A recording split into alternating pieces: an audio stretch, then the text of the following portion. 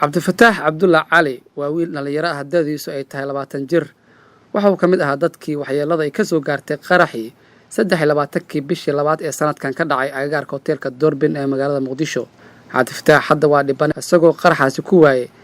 qayb ka mid ah xubinta taranka waxa uuna hadda ku jiraa mid ka mid ah isbitaalada magaalada Muqdisho. dhaqaatiirta caafimaadkiisa gacanta ku haysana waxa ay sheegeen in aan dalka wax looga qaban karin. haweenka gobolka Banaadir taliyaha ciidanka booliiska qaybta bari ee gobolka gudoomiyaha degmada Yaaqshid ayaa maanta ku booqday isbitaalka Keesanay isla markaana u geeyay lacag $8,500 taa oo loogu talagalay inay kaga qayb qaataan si uu heli lahaa caafimaad dibadda ah. Jawaahir Barqab gudoomiyaha haweenka gobolka Banaadir ayaa sheegtay in dalka iyo dibadda Soomaalida ku nool looga baahan yahay inay ka qayb qaataan caawinta dhiban ee Cabdifataax. markaan lacagta dhigno wuu arkayaa annaguna waxaan u qareemayaal Cabdifataax kaliya inta ma dalka iyo dibadda Australia jaaliyada oo maad celinayna salaada jimcaha shalay Cabdiraxmaan Caaqil waxa laga sameeyay fundraising barbecue waxa la yiraahdaa loo sameeyay reer UK adduunka meel walba ay joogtaan qof walba oo muwaadin Soomaaliyeed awooda inuu wiilka walaalkeena wiilkeena yarka Cabdifataax oo soconayo Cabdifataax oo awlaad dhalay Cabdifataax oo rajadiisu 100% taan sugaynaa. taliyaha ciidanka booliiska qaybta bari ee gobolka Banaadir Maxamed Xuseen Axmed iyo gudoomiyaha degmada Yaaqshid Axmed Maxamed Xasan Geedo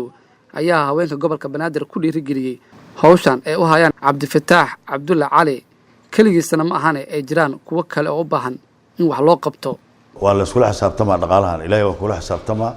maxaa ka dhiibtaa lagu leeyahay dhaqaala badan aad haysatay maxaa ka dhiibta marka waxa fiican inta lagu xisaabin adigu inaad dadku sadaqaysato sidaan oo kale taa Cabdifataax mid taranka dhibaatadu ka gaartay waa nin xaasla ah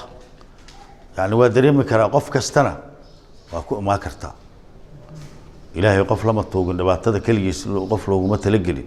laakiin qofku ilaahay ugu tala galay ku dhacay masiibadu ilaahay masiibaha naga haayo asagana Allah ka badbaadiyo. waxaan markii idin kaga mahad celinayaa sida quruxda badan ee sharafta leh ee aad u dadaasheen ee aad isu xilqaanteen ee aad u gurmateen ee wanaagga iyo sharafta aad u sameyseen wax la soo koobi kara ma aha ma haddaas ilaahay subxaanahu wa ta'ala agtiisa idinka siiyo annagana garabkiina ayaan taaganahay waxaan diyaar u nahay inaan idin garab istaagno. Cabduqaadir Cali Axmed warbaahinta qaranka Muqdisho.